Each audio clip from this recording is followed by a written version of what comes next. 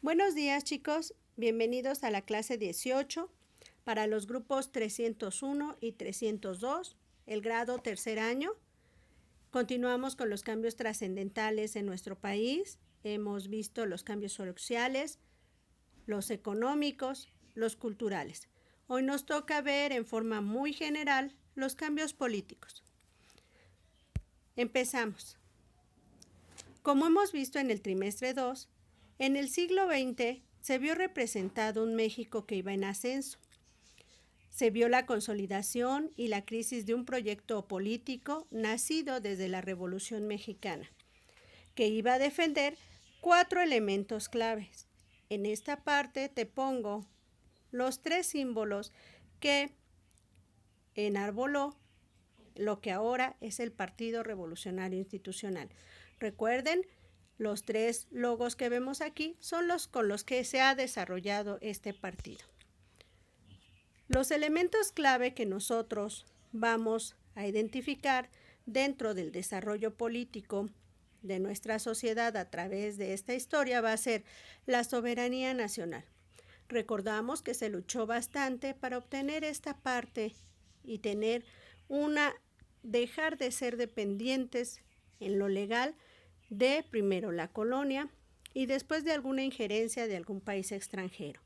Seguimos el otro, sería que se realiza, recuerden, estas son acciones que se van dando para formar el México que hoy tenemos. Se realiza la alianza con los sectores obrero y campesino. En esta imagen tú nada más ves lo que fue la fotografía de Emiliano Zapata y Villa cuando entran aquí a Palacio Nacional. La tercera va a ser el control férreo del Estado a través de un partido político. El control rector del Estado como tal fue dado a través de los intereses de una cúpula partidista que estaba defendiendo aquellos principios que los hacían quedarse en el poder. Aquí ustedes ven al padre de la democracia social, que es el que inicia una de las instituciones más fuertes, es el creador del PNR y es el que empieza la institucionalización de lo que en ese momento eran los diferentes movimientos que se daban en nuestro país. Los gobiernos revolucionarios constituyen un cambio respecto a las viejas prácticas del porfiriato. A partir de ese momento definieron el rumbo político del país durante el siglo XX. Para ello fortalecieron el poder ejecutivo, consolidaron alianzas con obreros y campesinos y establecieron alianzas con un partido único de Estado. ¿Para qué? Para lograr que se beneficiaran todos estos sectores. Recuerden que en la época de la Revolución llegábamos, matábamos al presidente en turno y se ponía la persona que en ese momento había dado el golpe de Estado. Aquí empiezan las instituciones y empiezan a hacer alianzas para que las diferentes áreas productivas del país los apoyaran y pudieran ellos continuar gobernando. La estabilidad lograda permitió desarrollar el proyecto nacionalista revolucionario. Esta estabilidad que se da a través de los 4 elementos que se organizaron, se da o tiene su auge entre las décadas de 1940 a 1960. Recordemos también que desde los años 60 la presión de varios grupos de la sociedad obligó al Estado a plantearse una gradual apertura económica. Dentro de estos cambios, chicos, cabe hacer mención a algunos en particular. Uno que a la postre va a ser un botín político y definitivo en los procesos democráticos que se están dando actualmente en nuestro país, va a ser la reforma al artículo 34 constitucional. En él garantiza el voto a las mujeres desde 1953. Ojo, recuerden que antes la mujer como tal no podía ejercer este tipo de elección. Si nos vamos todavía más atrás en la historia, la mujer podía ser heredera de alguna posesión, sin embargo era el esposo, los hermanos o algún albacea el que se encargaba de administrarlo. Hubo muchas mujeres que lucharon al lado de los grandes revolucionarios. Sin embargo, no se les consideraba como tal por ser femeninas, o por ser féminas, perdón. Poco a poco siguen dando su lucha y demuestran que son un ente pensante, que ellas pueden tener sus propias decisiones o tomar sus propias decisiones, y es en 1953 que se les permite ser aquellas que decidan también quién puede gobernar el país.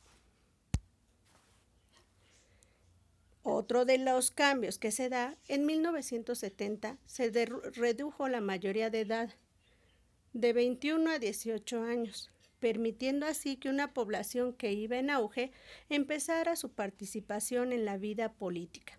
¿Qué es esto? En los jóvenes. Esto no fue de gratis, recordemos que se estaba dando un desarrollo muy amplio en el aspecto social.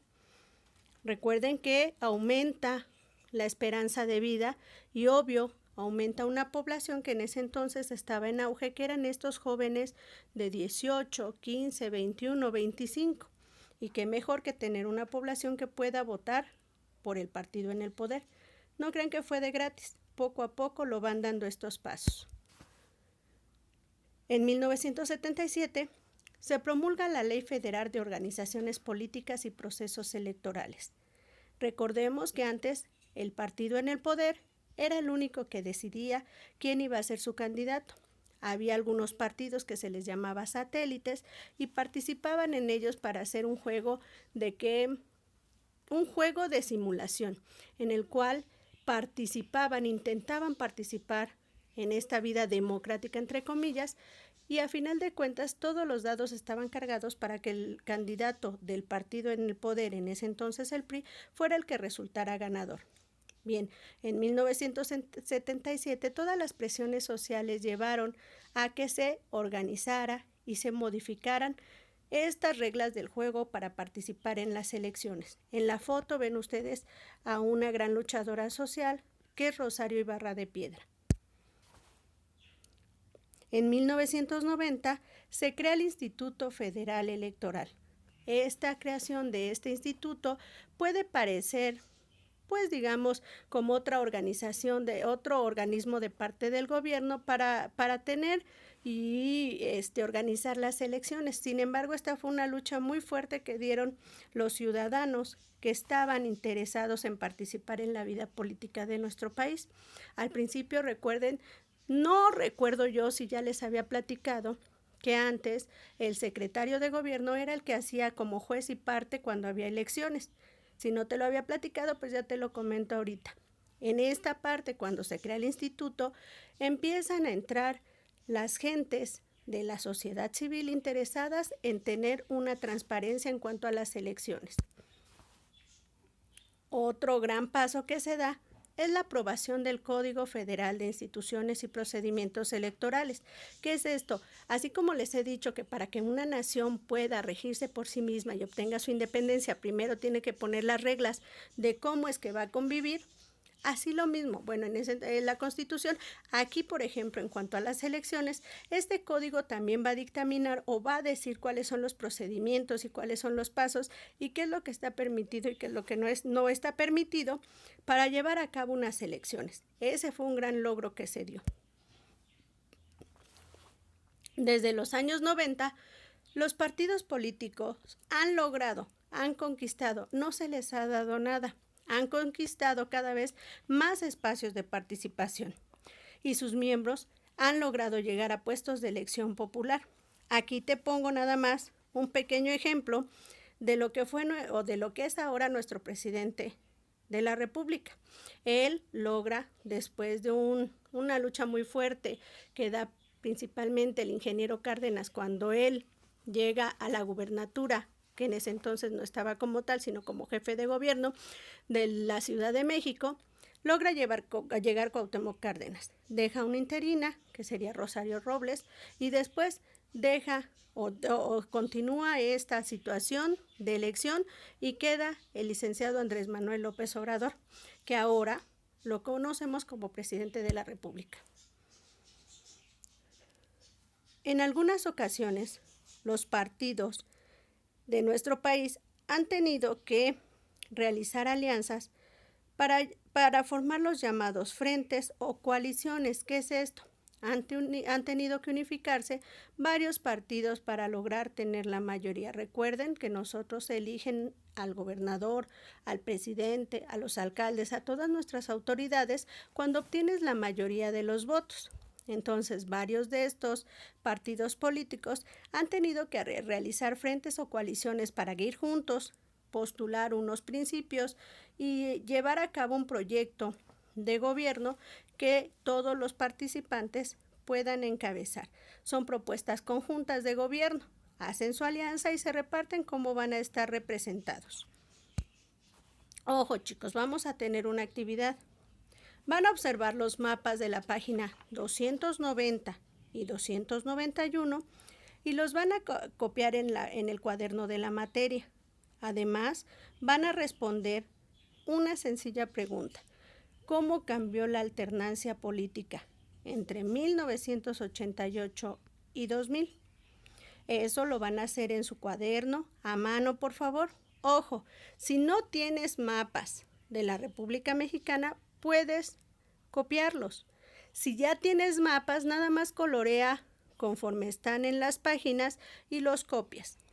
La última actividad va a ser que realices una línea de tiempo. En la página 291, en la primera actividad te dice formen equipos de 3 personas. Obvio, como está la situación, lo vas a tener que ser independiente. Así es que vas a distribuirlo y me vas a poner en esta línea de tiempo los cambios económicos, sociales y políticos. Acuérdense que ya vimos los 3. Vas a añadir además los cambios culturales. Lo haces en el cuaderno de la materia y por favor subes la fotografía a plataforma. Te lo agradezco y nos estamos viendo la siguiente clase.